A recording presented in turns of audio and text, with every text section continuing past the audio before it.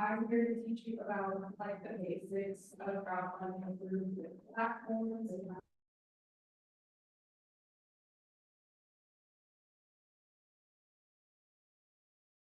crowdfunding for your projects. So, things I might talk about, you might already know, and things I might talk about might help you with your own project. So these are ways you can get in touch with me, my Gmail and my social media. And don't ever feel like you're bothering me because I love questions. I love to be bothered. Bother away. Even if you have questions after this workshop, please give them to me. So this is our workshop agenda. Just a quick kind of list. We're going to go through introductions. I'll tell you all about myself, and I want to know a little bit about you and why you're here and what you do, and maybe a little bit about if you have a project that you're coming here to have questions about. We're going to go over crowdfunding platforms, like the different ones, the more popular ones like Kickstarter, Indiegogo, and Seed and Spark, the difference between each of them, what they offer, what they do not offer, and what would be best for your project. So, and then we're going to go over what you should do before launching your campaign, because there's a lot to do before you actually launch your campaign. You want to make sure you get all these checked off before jumping into that. Tips and tools for you to use during the campaign and before and after. And then we're going to go over some alternative, fun, creative ways to fund your indie project that beyond crowdfunding, like different ways to raise money. And then we're going to do a Q&A, but feel free during this workshop to ask any questions. Stop me if you have a question right away. I don't mind answering it, but I will have some time allotted at the end for a Q&A. Okay. To start off, do y'all have any questions off the bat? No? Okay, let's get going. All right, so introductions. Okay, my name is Brooke H. Cellars. I'm an indie filmmaker. I've been making films for almost a decade. I'm a former English teacher. I am a ULL moving image arts graduate. I graduated in 2020. My shorts, I've done 9 shorts and 1 feature, which are multi-award winning shorts, and they've streamed all over the world. I just shot my first feature film last year on 35mm, and I started the first horror film festival here in Lafayette. So I also started an all-female production company called Warped Witch Cinema, and also our film festival is called Warped Witch Film Festival, which we're having our next one in May 16th and 7th. So I would like to know about you. What's your name? What you do, why you're here, if you have a project. So we'll start with you. So I just graduated last spring from UL in the MIA program. I don't have any projects necessarily coming up, besides like helping out with like once here and there. But I figured it's never bad to get more information, especially with being like doing more indie projects and being in like areas not like, you know, California, where it's a bit harder to get funding. More time to go from there. And what position would you mainly want to do in filmmaking? It kind of bounces from directing to also doing stuff like design. Okay. And you? I feel like we should talk as a couple. If we're basically a productive couple. I'm JC. It's not JB. We are working on, we just won an award at Sonoma Bayou for a documentary film series. Right now we're working on another documentary at Cauliflower Alley Club, which is also Mama Wrestlers. Currently also working on another documentary called French about the World War III cages that were instrumental in spies for the Allies. Before COVID, I would shoot all the units. So COVID was a break for me, and getting back to the film this year, and obviously have some success at it. So Awesome. Yeah, I'm Jamie, and this is JC, and we're working on a lot of the same projects. I'm also the general manager of the Louisiana Wrestling Alliance, and on March 8th, we're bringing the Alliance Professional Wrestling back to Lafayette. I say that sort of jokingly because we are also planning on filming it on TV, and we are just sort of interested in looking and learning about all sorts of funding sources. Because all our projects are different levels. Yeah. And this is one of the ones that we haven't really discussed or tapped into with to grants and investors and stuff. So I'm very curious because I've never even touched Crowdfunding. any of this area. Well, get ready. It's a world. Yeah. I'm Robert Arsenault, and this is not a video. I'm in this video.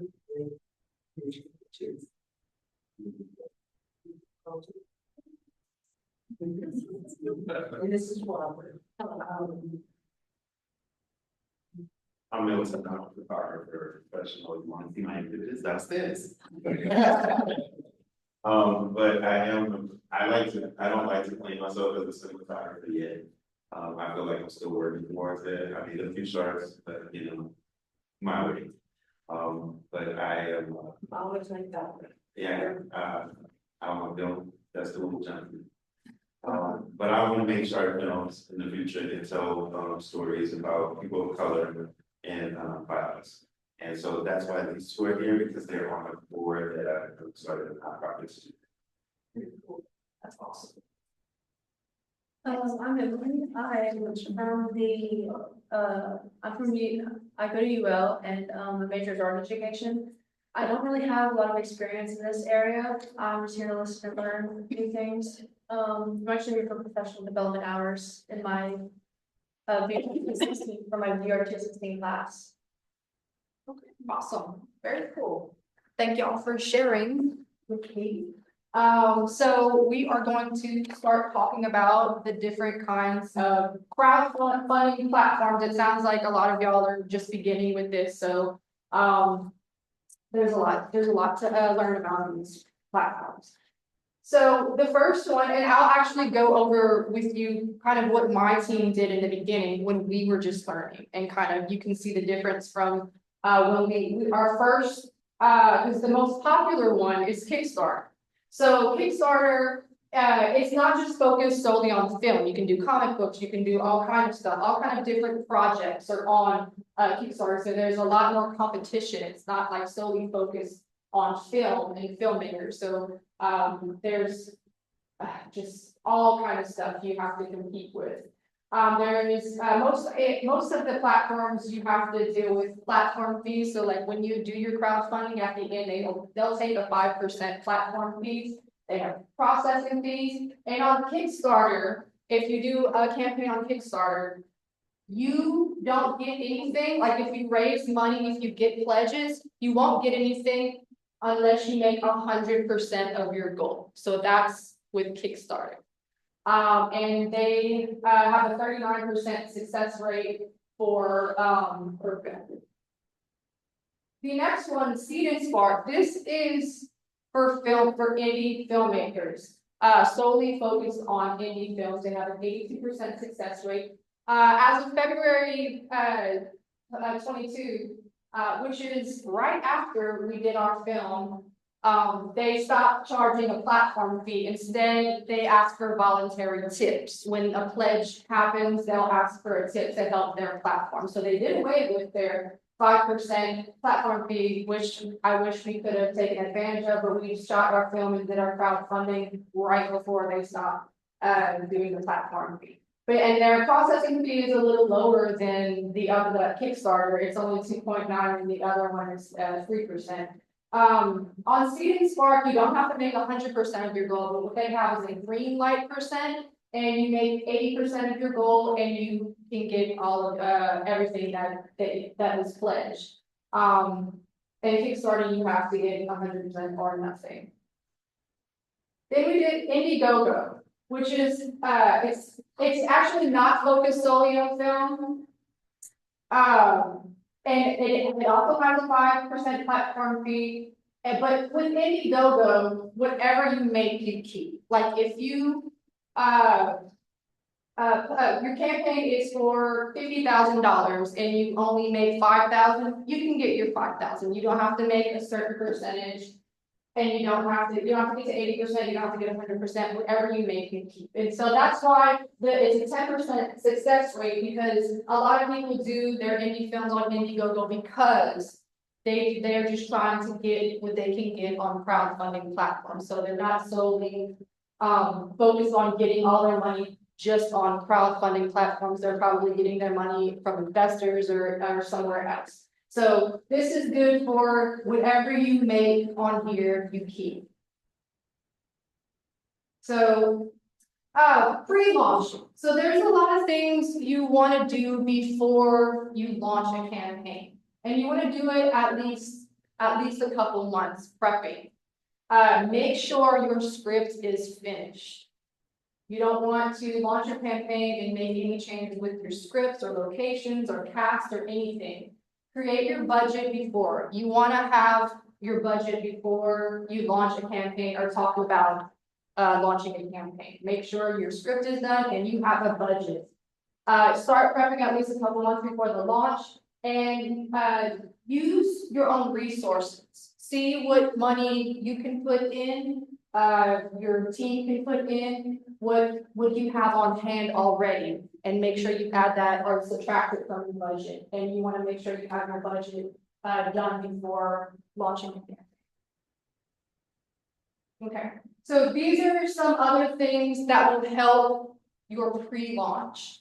So break down your script, see all of the equipment that you need, that you don't have, that you would like to get put in your budget. Your cast, how many cast members do you have? How many on your crew? Makeup, production design, costume, food, locations.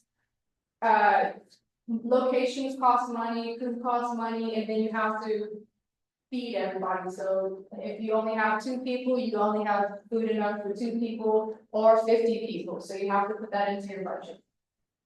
You want to make sure you let everybody know you have a campaign. So you're going to send emails, lots and lots of emails. You're going to send it to your friends, family, business associates, everybody that you know. If you have been in a festival before, this is a good thing for film festivals. That's why I love film festivals. So when we had our short Violet Butter film, we got into a lot of different film festivals. And after we were making our crowdfunding for our feature film. And what we did is we sent emails. Film festivals want to know what their alumni is doing. So we sent emails out to thank them for putting our film in their festival. So we have a rapport with them. And then when we were doing our crowdfunding, they remembered us. And so when we sent emails, they shared our campaign because they really appreciated us sending. I even wrote handwritten letters and mailed it out to all the film festivals thanking them. So they remembered me. I stood out and they were happy to share my campaign on their pages and everything. So you want to let people know what's coming before you do so. So those emails are gonna, and they might even want to say, hey, I know this person, they'll send the email, they'll send this email, they'll send it out. So you want to definitely do that. It takes a lot of time, but it's worth it to get the word out. So when you're doing your budget also, there are going to be all the fees. So platform fees, as I said, most of them take the 5% and the processing fees. And also prepare for some credit cards not to go through. Because what in the crowdfunding campaign, people are pledging, they're not paying right then. So they're pledging probably it's a 30 to 60 day campaign. So during that time, that's how long the campaign goes for. And at the end of the campaign, they charge the credit cards. So, and there has been a couple times where the credit cards don't go through and you lose that amount of money. So, prepare for that to happen. You want to also think about post costs in your budget. And that includes poster art and film festival fees. Film festival fees add up. So make sure you put that in your budget if you can. And this is where maybe stretch goals come in. So if you have like a campaign, we did this on Seed and Spark. We had a stretch goal for our short film. And if we had a maybe $5,000, and maybe if we got to $6,000, we could shoot on film. So we made our stretch goal, and we got to, that was the first short that I shot on 16mm film, because we had that stretch goal. So that's what you think about when you're prepare different budgets for your, like your dream budget, your green light budget, and the lowest you could possibly do. Schedule. So crowdfunding is almost like a full-time job. You can't do it yourself. You can try, it's tough, but it needs a lot of people to do it. So you want to schedule posts and a team to make sure you do the posts. So make sure you have your team ready and jobs designated, saying who posts this and what time of day and what day of the week. Constantly, people want to know what's going on. If you make like a certain milestone in your goal, people want to know, and somebody's going to be there to post it. And also, like if we're doing perks, and each person that pledges, you want to immediately post thank yous on the social media. People love that immediate gratification for when they send a pledge to you. So have a team, schedule, make sure you have everything ready beforehand. Okay, here's some tips and tools, and we're going to look at examples of my team's crowdfunding campaign pages. So we're going to look at Kickstarter first. This was the first one we did. I think it was back in 2020 when we did Kickstarter. I actually did an independent study when I was in school on Kickstarter, and I kind of just figured it out on my own because my teachers didn't know anything about crowdfunding. I'm sorry, you said you did this one, you ran it in 2020? Yes. Yeah, do you remember what time? I'm just curious for historical context of, Like what time of the year? if it would have been after March, or if the world was in like partial shutdown. If we're going on there to do this, where. Let's see. Let me think. So that was. So it would have been 2021 actually. There. Okay. 2021. I'm sorry. Sure. 2021. So in that case, so that's probably when the campaign ended April 2020. It's so long ago. Okay, so this is one of our short film, The Sheila's Part 2, which was our first short that we crowdfunded for. So we are learning right here. We're learning what to do for a crowdfunding page. And we looked at others' pages and like kind of figured out on our own what not to do and what try to do to get ours out there to stand out, because it's sometimes it's pretty hard to stand out, and you can go through others' pages and they kind of just do the bare minimum, and sometimes not even the bare minimum. And so we wanted to go out of our way to try to stand out as much as possible. And you can see like our perks. If you contribute $10, you get a thank you in the credits, copy of the script. It's pretty generic and pretty boring. If you could scroll down, please. And if you scroll down, you can kind of see just a story in text. Blah, blah, blah. Boring, boring, boring. And it just kind of sounds about like our story. And this is then like what we did before, kind of like. And then I've snuck in a poster of the first part of the chills. And that's basically in like where inspiration came from, a few pictures. And then our poster. So we just kind of did like a little bit of bare minimum, not really much to look at right here, but we tried to do as best we can from what we saw. And like I said, our perks are very bare minimum. If we could play the video too, please. You can see. So when you want to make your video, make sure you keep it under 5 minutes. 2 to 3 minutes is probably the best because you want to get in there and get out. Because people are probably looking at a lot of these, but this was our first video.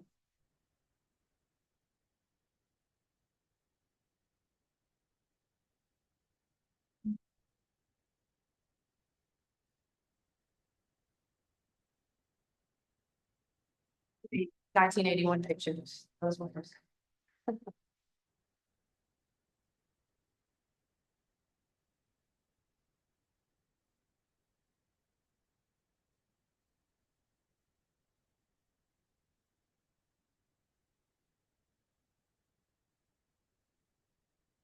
Hey guys, I'm Brooke H and I'm the writer and director for The Chills.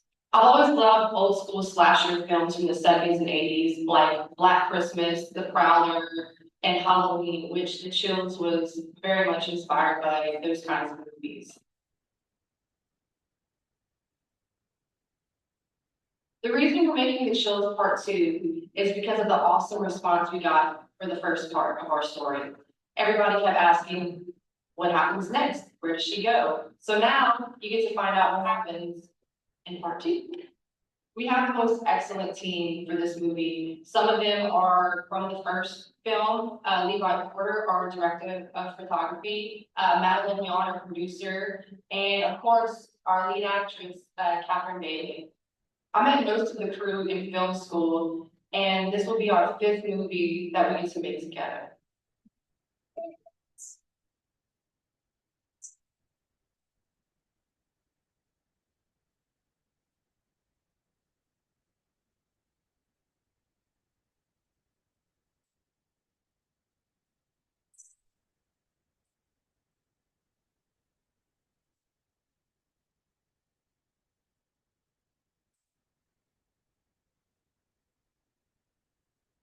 We definitely made the first part of The Chills for fun and for passion. And, you know, with a little bit of your help, we can make the second part of our story even more magical. I think the biggest risk in making this film is starting this Kickstarter campaign, because we know that if we don't reach our goal, then we get nothing. Any little bit helps. If not a pledge, please share everywhere. Share with your friends, your family, your dog, your cat, your grandma. We're so excited to have this opportunity to make the second part of our story. And I cannot wait to bring you some more blood, horror, and beauty to your screen. Thank you guys so much. And that was our first ever campaign video that we did. And then after that, we learned a lot and tried to do our second short film, which is Violet Butterfield Makeup Artist for the Dead. And in this one, you can kind of see we got a little bit more creative and like kind of catered to the theme and the color scheme, like everything for our project. You can see it in the perks and in the story and how we like set up the like we definitely went deeper and got more attention on this one. And even in our if you could scroll down first. Like you can see our incentives. I guess the gifs are not popping up, but like we have it. It's about a mortician, beautician. So you can see embalming, death drop. It has a lot to do with funeral homes and the dead and everything. So we got a little bit more creative. Our story is a little bit more deep into what this movie is about, all of our inspiration, and why we're making this movie. So it had a lot to do with and also hair, because she was so makeup and hair as well. So you definitely can see like a change from our first page to this one.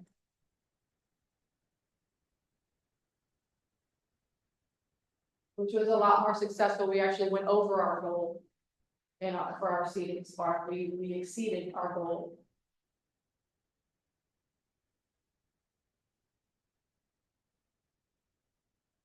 You want to play the video for this one? You can see the difference between our first campaign video and this one. Do you have a problem with your skin falling off?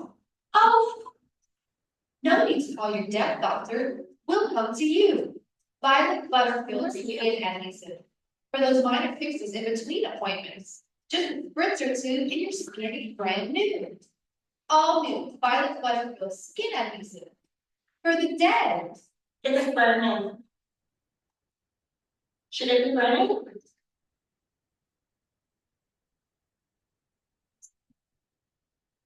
That's like based in the '60s, so we wanted to get like '60s music and vibe. Hi, I'm Ruth Mayor, and I'm the writer and director for Violet Butterfield Makeup Artists for the Dead. Violet Butterfield is a 1960s inspired dark comedy about a mortuary makeup artist who does more than just make her clientele look glamorous. While the story is fun and quirky, it also relays a macabre message that sometimes some of us feel we can't be our authentic selves until after we're dead. We have an unimaginable cast playing our colorful characters, including Trevor Chapman, Martin Smith, and Michelle Colon, who will be portraying Butterfield. I'm very excited to be a part of this project because of the story it tells. It's about the choice we make to embrace who we are or hide who we are while we're alive. I connect to that story in a very profound way, and I know that I'm not the only one.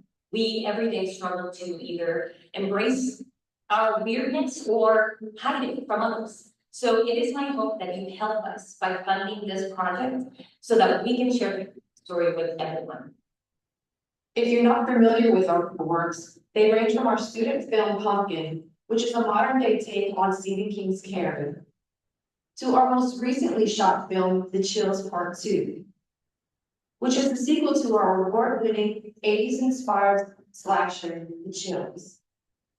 Our films are retro-inspired, unapologetic, and are fueled by the use of practical special effects.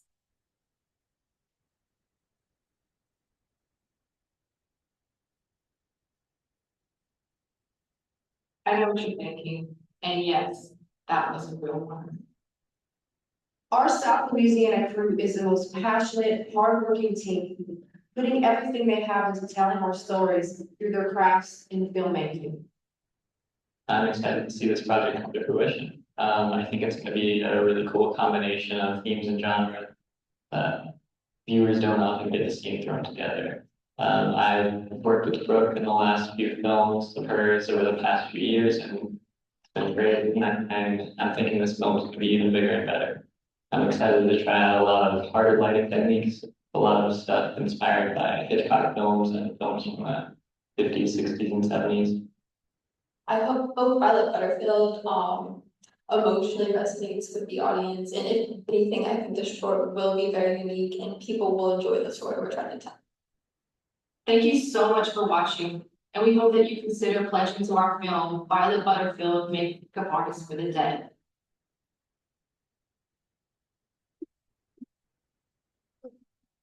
So definitely a big difference from the first one, and we even like included our team's work and like other members of our crew and everything, and like why you should care about this project and not say, hey, I'm making a project, give me money.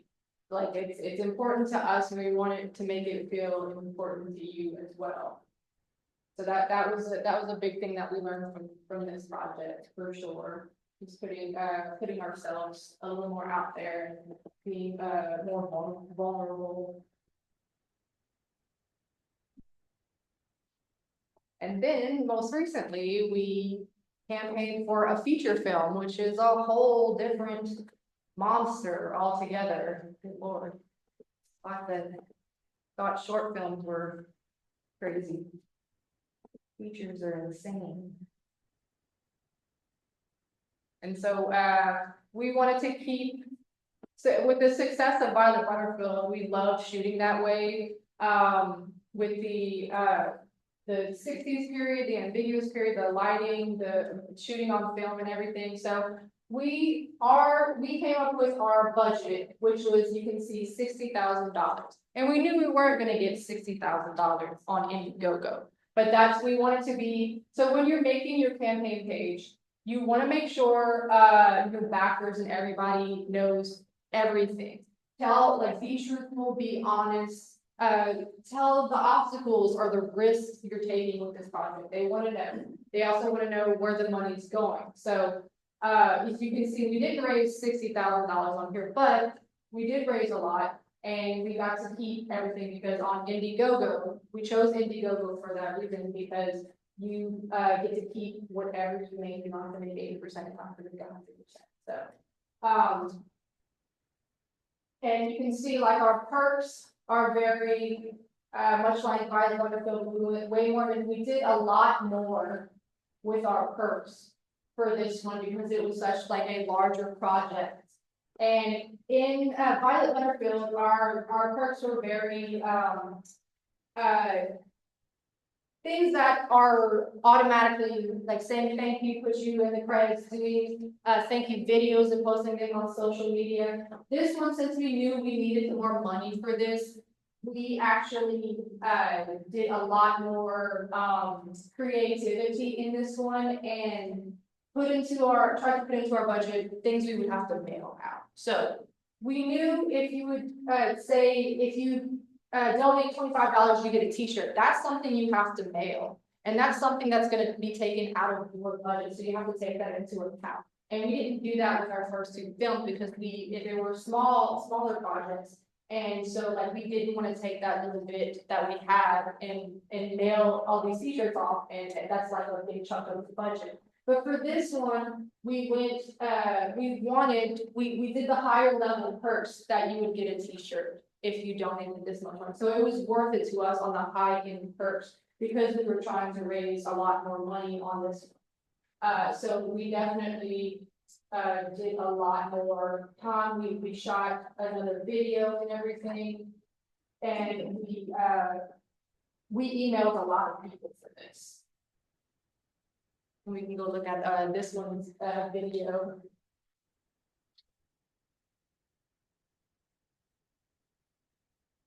Which on Indiegogo you can actually put multiple videos. So we actually did not only a campaign video, but I put my director's reel and also a movie video to show the audience like what kind of movie this is going to be, and also Violet Butterfield short. They watched it on here.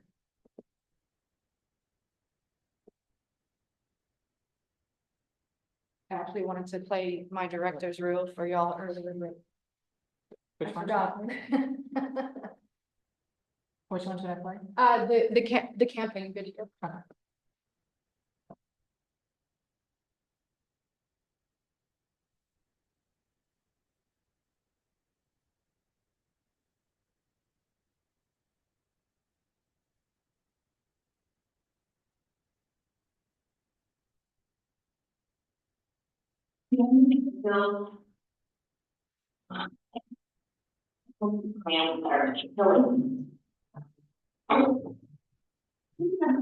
We're making a feature film called The Plan. And it is. It's not our feature film. Standards that you would care about makeup, about language. We're being a each other tent on here now. And it's also changed to go through the easy one. Right now.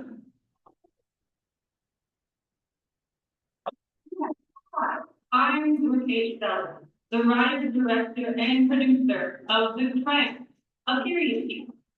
It's my 9th film that I've made since my first one back in 1961. We're so cool. Our production company is Clark Switch Cinema, which is an all-female-led company, has made short films like Pumpkin, The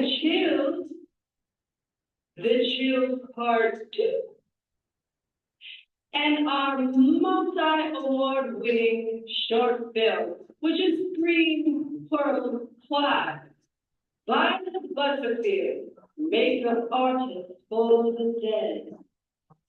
I've been wanting to write The Prank for 75 years now. It's love, flash, hate letter, my own personal experience with Indonesian. I'm just happy not putting it in the bottom. Yeah. The story is about a young blossoming girl named Agnes Applewhite, who gets a new job at a lively beauty salon that contrasts her home life, which includes her cold and colorless mother. As she goes on journeys of self-discovery, she grapples with the monstrous pain of the Cramp. Oh, the Cramp is a dark, absurd, fantastical horror comedy set in an ambiguous time period. I want to combine my love for the cinema, old and new, and draw influences from my favorite film heroes, like John Waters, Federico Fellini, and Dario Argento. This movie will be shot right here in South Louisiana, where I was born and raised. But to make this movie and create this fabulous aesthetics, we're going to need to secure location, hire the most badass Louisiana film crews, hair, makeup, production design, and my favorite, practical special effects that I mentioned in the movie will be shot on film. What the fuck? What? You guys know anyone? No. Look. You must write a movie if you don't contribute to it. You know you need something fabulous, unique, with stories. Because look, you would be a victim of that experience or that movie. That's why we're asking for your help. How can you support? By contributing to our crowdfunding campaign. Or by sharing our wish list, see if there's anything you can help with that's necessary to make this movie.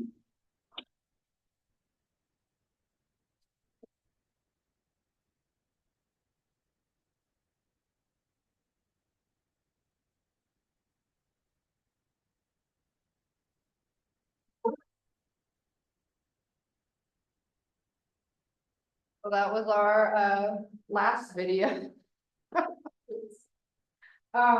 Big difference from our first one and our second one. That one got a lot of attention too. But one thing that it reminded me of on Seed & Spark, you can actually have a wish list. So if people aren't able to contribute monetarily, you can go to a wish list if you need like to borrow something, props, set design, costume. If somebody has like a certain dress maybe that you could borrow. Seed & Spark gives you that option to create a wish list, and people can like contribute there, like or help with the movie, or if they have an antique store, they can you can borrow stuff from there. That's that's stuff that we actually did for our feature. We borrowed a lot. We used what we had at hand. We used our own money, and we got people to lend us stuff a lot. So let's see. So in creating your story, you notice that you have your story, and what makes your project stand out from the rest? Why is this important? What are you trying to say with this film?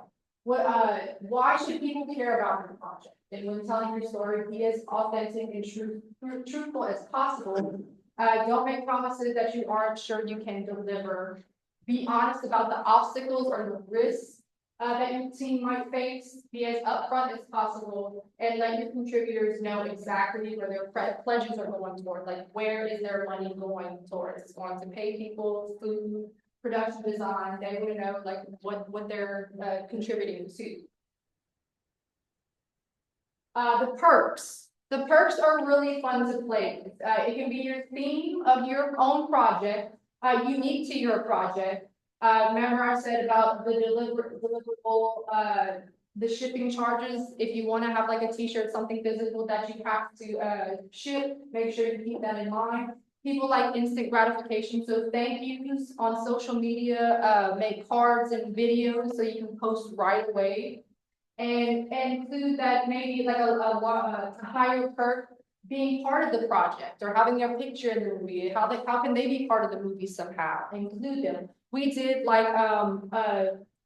a raffle, and you can have your pet's picture in the movie. So we had a couple people's dog and their cat in the movie, and they contributed that way. So them being part of the project and not just contributing money, it's their project too. So they might be more inclined to contribute if it feels like theirs as well.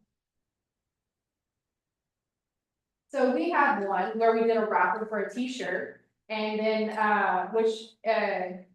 so it was during the campaign, we did a raffle, a t-shirt raffle, and if you contributed, I think it was about $20, you put your name in a bowl and you win, or 3 people's name, and they win a free t-shirt. And, my cat, actually picked out of the bowl. I don't know if it would play, but like, I just figured out that my cat can pull one at a time out of the bowl, and that's how we picked the names. So.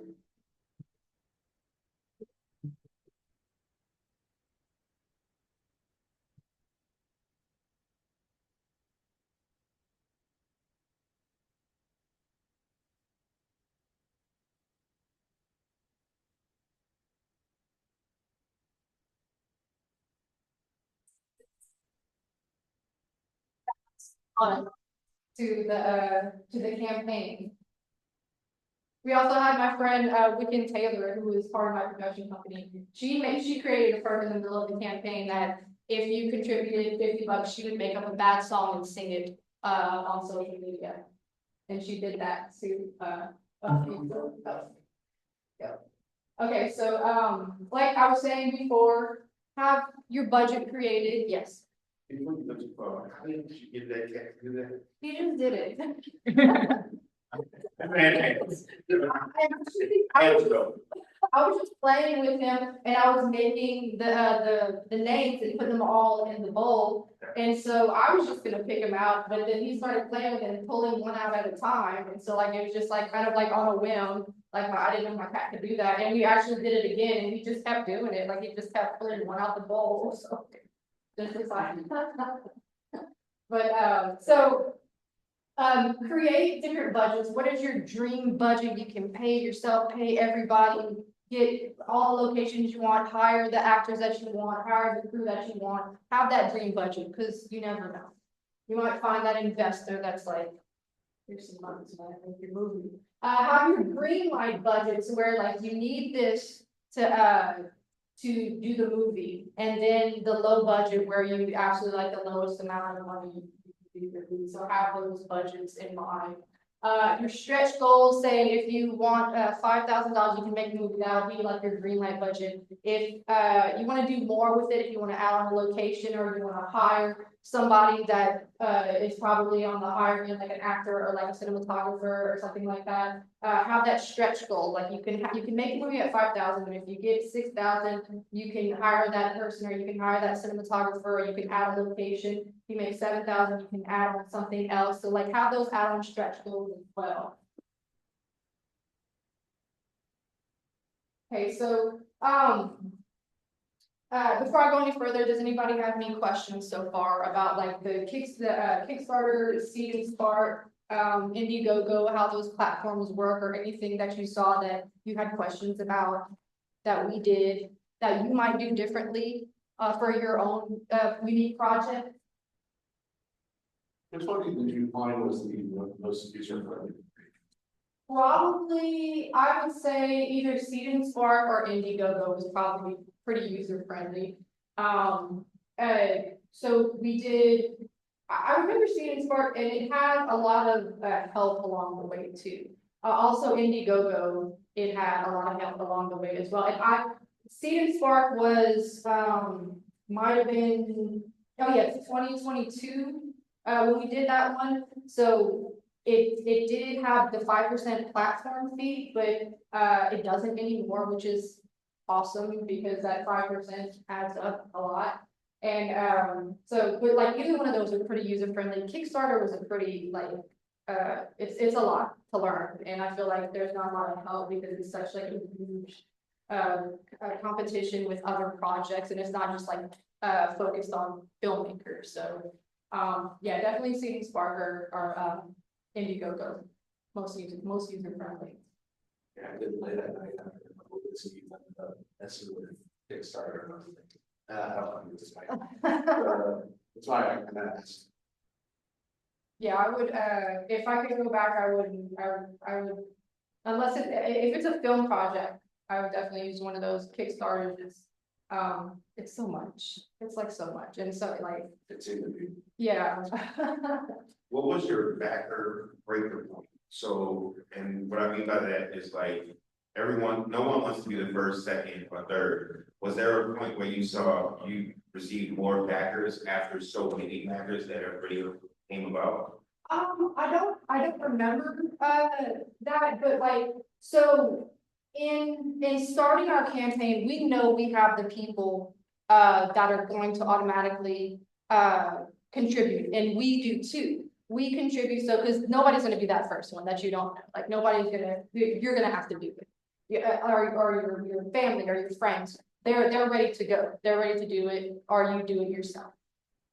So yeah, have that ready to go. For sure, and just get as many people as possible, like on your team, even if they contribute $5.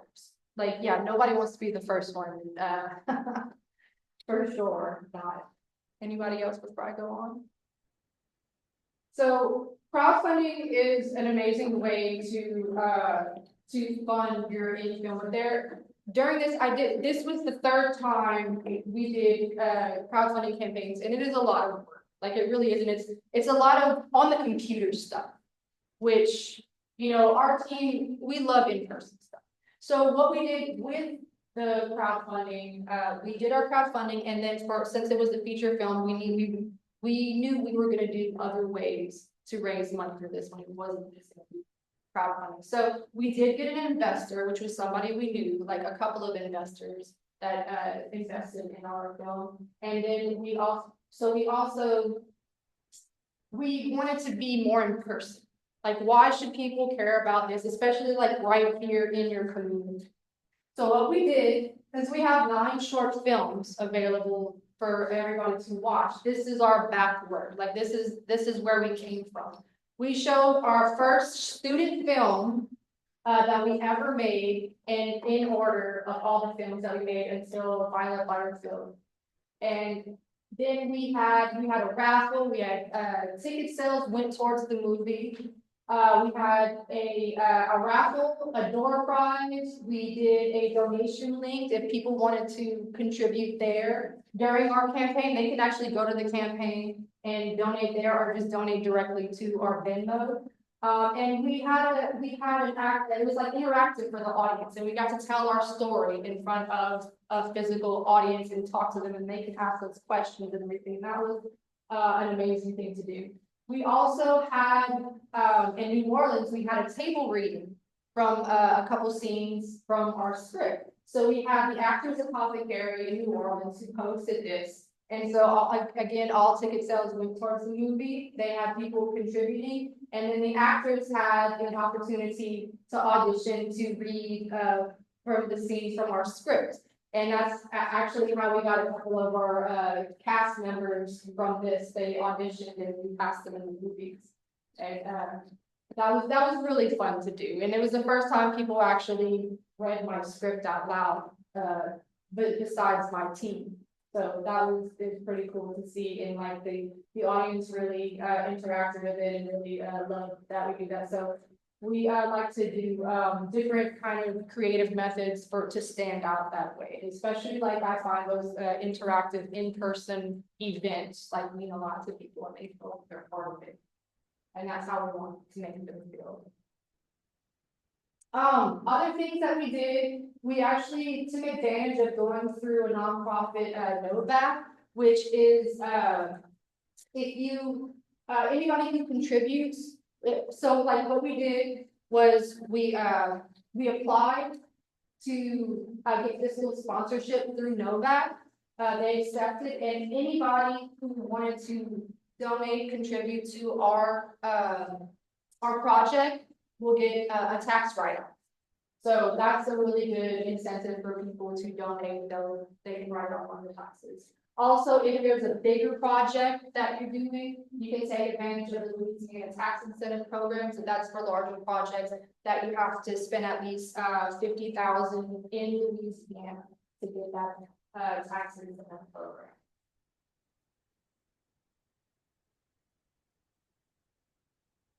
And these are additional resources. It's another good thing for Student Spark. They have a lot of videos and blogs and stuff on how to set up your crowdfunding campaign and how to go about it, like every little detail, lots more in detail. You can find directly on Student Spark. This is another good reason why this one is definitely the one that's catered solely for filmmaking, indie filmmakers. So you can find a lot of resources on Student Spark for sure.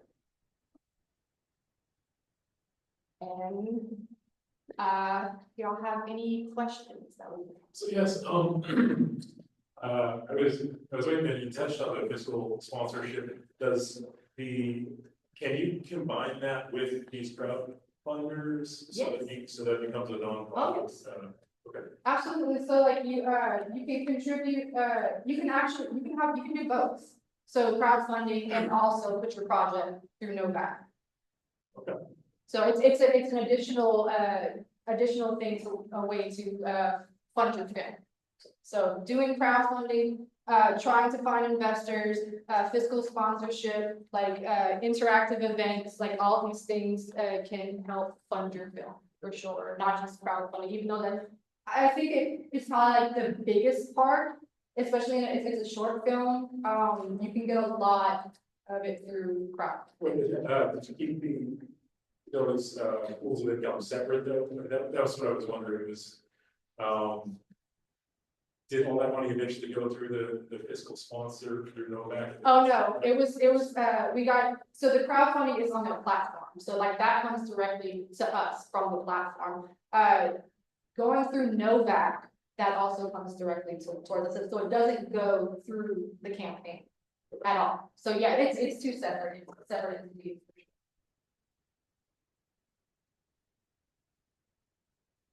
Any other questions? Or something that I didn't touch on?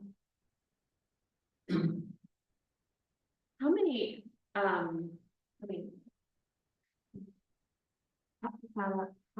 many hours a week do you think that you spent on the campaign, leading up to?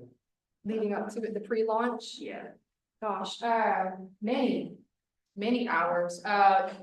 So, gosh, shooting our campaign video, constructing emails, sending the emails, actually building the campaign page takes a good while. From gathering pictures, writing the story, posting everything, just like building it, creating the perks and everything, making sure it's ready to go. I'm not sure how many hours, but lots. Like, that's why I say at least 2 months before you launch, you want to make sure you have enough time to do all that. Yeah.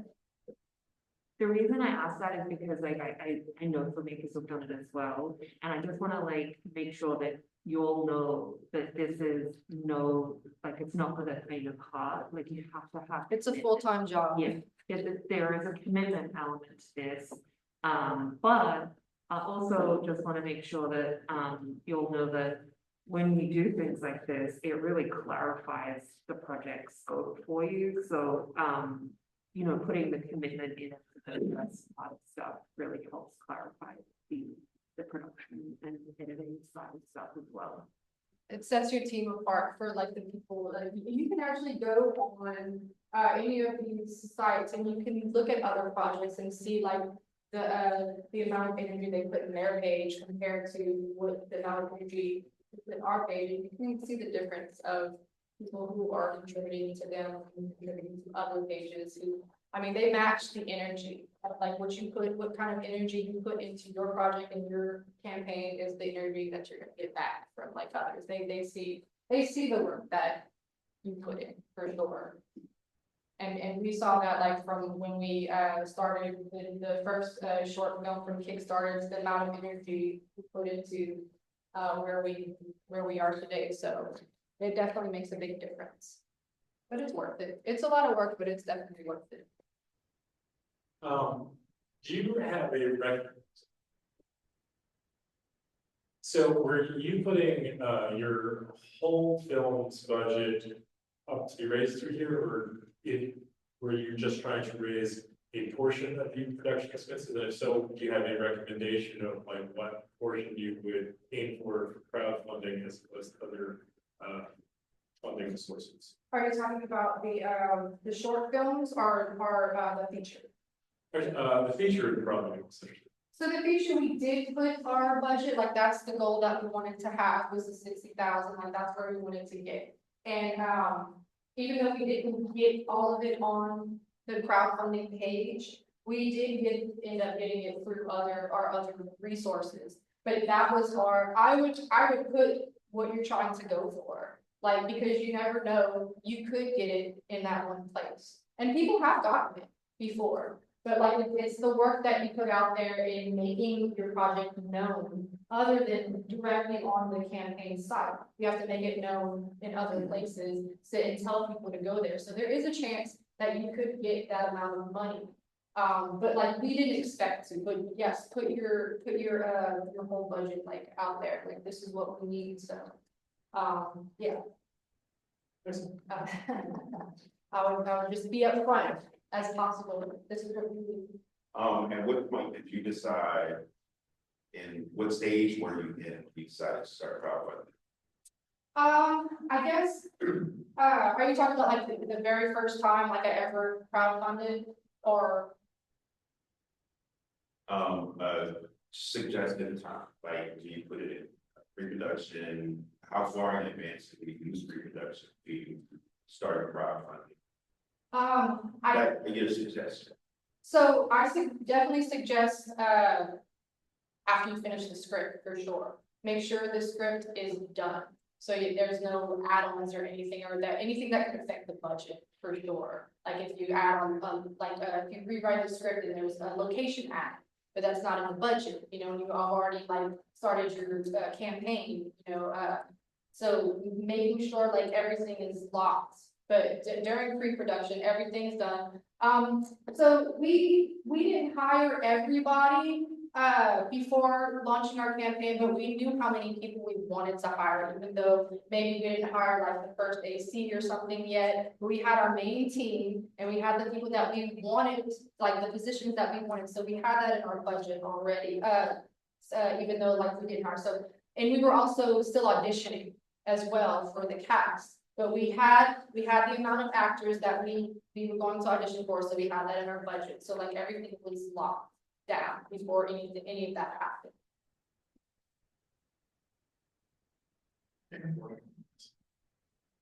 So is the budget adjustable once you have started your campaign? Like if you get a source of funding, if somebody comes along and wants to executive produce, but they don't necessarily want to go through the platform, can you indicate then that you no longer, like say for the feature, I think it was 60,000, right? If somebody came along and wanted to give 50,000, but it was not through the platform, could you indicate that your goal is now 55,000? Just to show people that they're closer to the goal. It depends on what you want to disclose, because we actually have somebody, we actually got investors to contribute 30,000, but we didn't put that in our campaign because we were just, I guess we just wanted to like not say, hey, somebody just gave us $30,000. I guess like, I don't know, it depends on, it all depends on you, like what you wanted to do. Like, but we put if before the crowdfunding campaign happened and somebody gave us $50,000, we would only put up like 10,000 for the campaign. You can always spend more on a film. Right, yes. Because even if we got $60,000, even so, like if we were crowdfunding campaign with $60,000 in the middle of the campaign, somebody gave us $50,000 and we only had to raise 10,000 more, and we got, well, what I'm trying to say, that's not what I'm trying to say. Okay, so we put up our budget for $60,000, and somebody gave us $50,000 out of the campaign, and we actually raised $60,000 from that campaign. We'll probably use all of that money for the film. like, like you said, there's always, money to spend in the film. You can actually like pay everybody, stuff like that, so. Everything's always under budget. Yeah, exactly, so that money, would have, you know, that would have been like more of our dream budget. If, because like, I think our dream budget was like 300,000. Crazy, but like, you know, it can happen one day, so we just. Yeah, so I would, just keep the campaign. Your budget, and if something happens, amazing, but like, if you wanna disclose that or not, that's.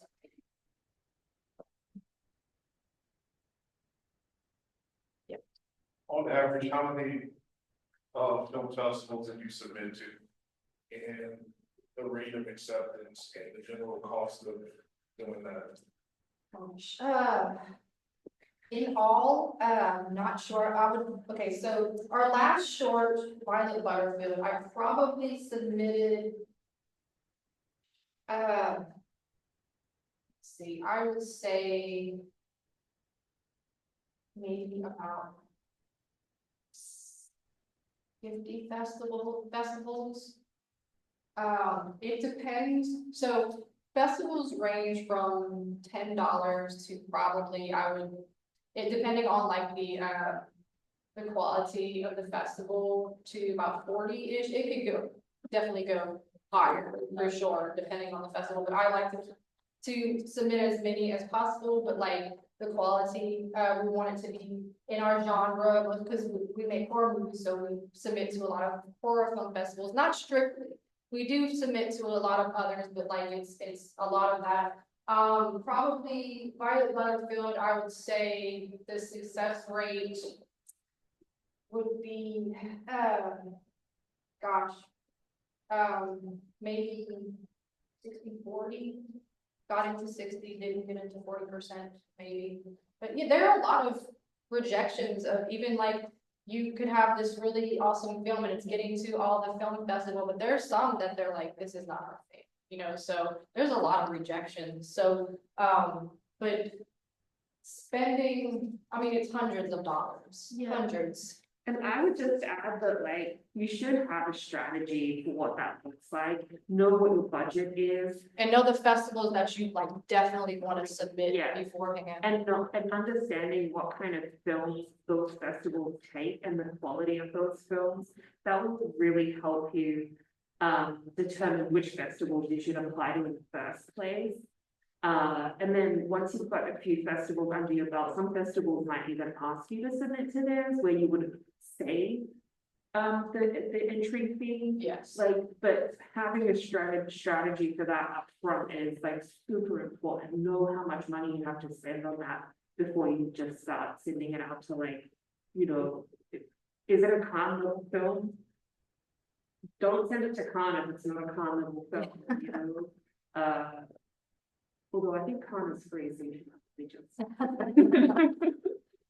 And also, yeah, film festivals, make sure you know the rules, because you could submit, they could be just wanting 10-minute shorts and yours is 11 or 12, and that's why you didn't get in and maybe you didn't even know that. So make sure you're reading all the rules and everything. Also, a lot of film festivals don't like your work to be in public, so if it's on YouTube, that's probably another reason why you're not in. So it's not like just because your movie was not good enough for them, or sometimes it feels like that. It's because maybe it didn't fit the rules, like those little rules that you should like definitely read before submitting, for sure. And make sure, like she was saying, like make sure it's a festival that is about your kind of movie, your genre movie, everything like that. So that helps with your budget too. Went through that process with Gorgeous Journey, and first night we basically found every festival that was at zero cost and submitted to all of them. And for some reason, we didn't get into the Black Lesbian Filmmakers Festival. We took that very personally. But yeah, there was a lot of favorites too.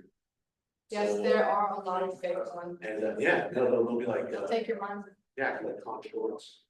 You think they're getting the con, but it's not.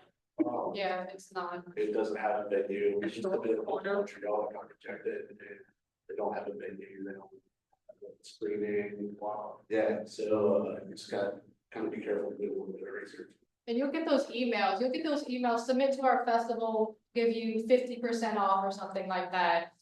Do your research. I don't think I've submitted to any festival that sent me an email or even with like a waiver. Unless it's free, unless they send you a waiver, which is for free, then be careful with that, because they will, especially if you start putting your stuff on Film Freeway, you'll start getting those emails. So, and it might be like catered to, it might feel like something just like the con shorts. I was like, ooh, I got that email and I thought it was con sending me something and realizing it's not. And it was like 200 and something that submitted. Yeah. I haven't even said it out. Just gonna add, I don't need to be pitching a workshop, but we already filmed it and it's free, and we filmed a panel of some different festival organizers and directors talking, and they were giving advice about how to determine the quality of the festival. So I don't know if that's just like on YouTube or it's gonna be up on AOC. I had that in there. But yeah, but it's like a half an hour talk from people that do run festivals, giving their advice on how to best determine the validity of some of the festivals.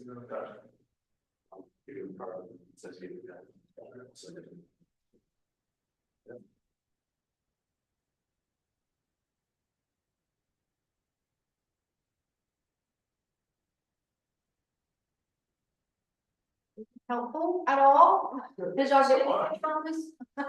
It's really great here in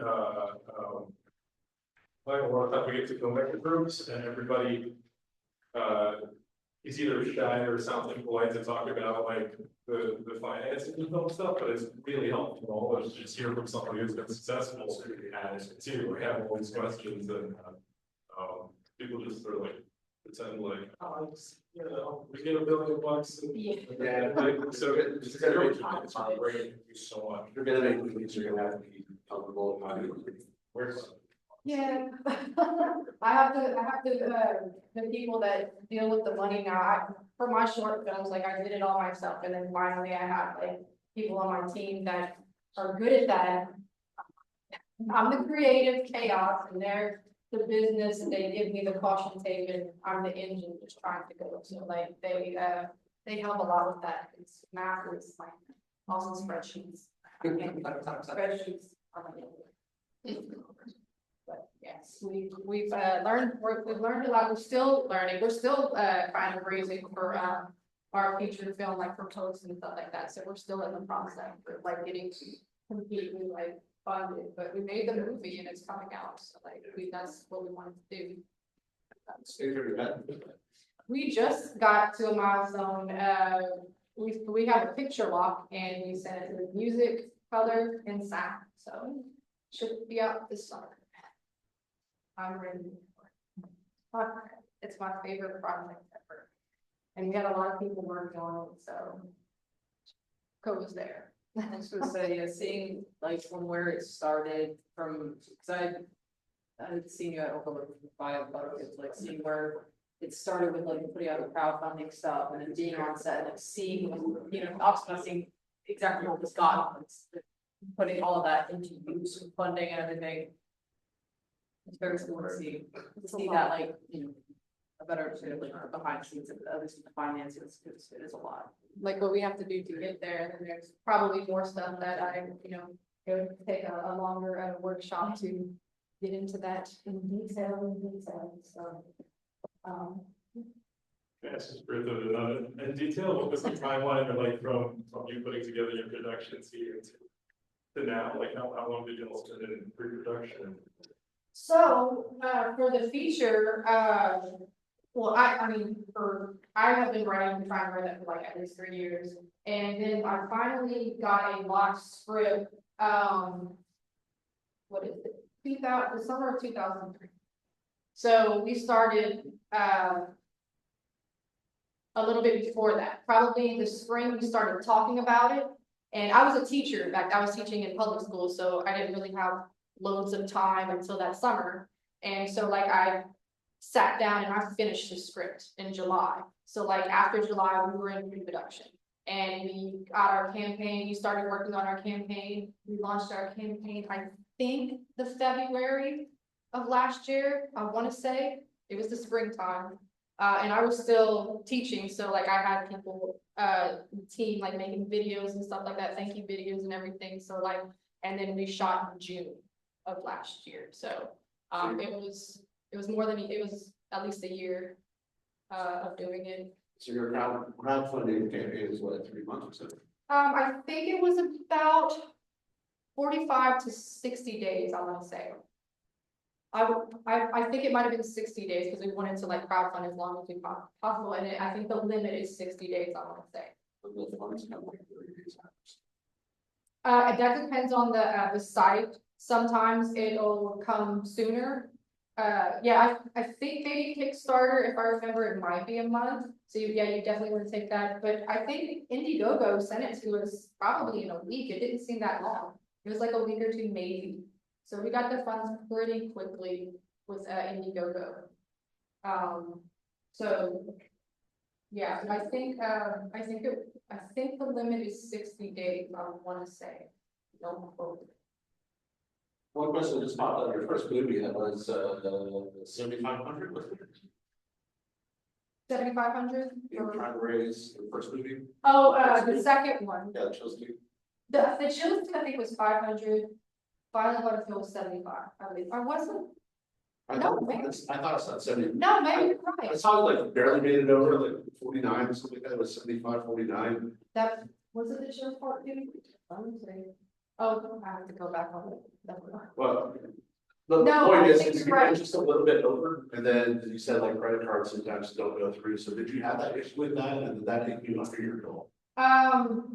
No, for the Shield Part Two, I think everything went through. Violet Butterfield, we did have a couple credit cards not go through, but we still exceeded our goal, like by a lot. And then, the cramps might have been like one credit card, if I remember, that we had with that one, so. And just as a like an aside, if you don't make your goal within, you can put your own money in to reach that goal and still get Yes, the money out. we do. But my question was like, I saw it just kind of like creeped over. So it acted like 2, 3 credit cards were down, so it would take you under, and then not be funded because it was. Oh, It's yeah, probably. theoretically maybe the goal. Yeah, and then the credit card would be going through. Yeah. That. I don't know, because they pledged it, so it is a pledge. So if you get those pledges, even if the credit card wouldn't go through, I would assume that you would still get to keep your, because that's not your fault, you did get the pledge during the campaign.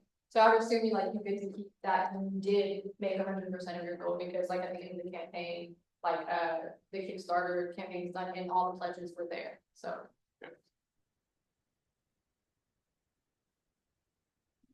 This is great.